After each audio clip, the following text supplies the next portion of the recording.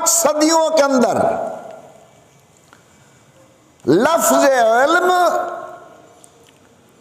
علم شریعت پر بولا جاتا تھا. آج ہم کہتے ہیں ریاضی کا علم، سائنس کا علم، انجینئرنگ ایک علم، فلا چیز علم. لیکن 5 صدیاں جو ابتدائی ہیں ان کے اندر لفظ علم علم شریعت پر بولا جاتا تھا، قرآن پر، حدیث پر اور فقہ پر.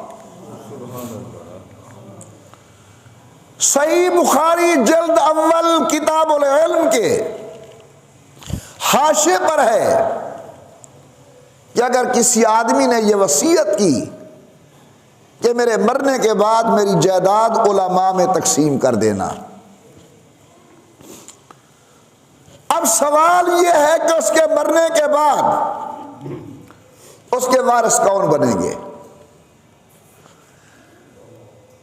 حکیم صاحب آ گیا ہے، میرے پاس علم حکمت ہے. ریاضی دان آ گیا، میرے پاس علم حساب ہے. سائنسدان آ گیا، میرے پاس علم سائنس ہے.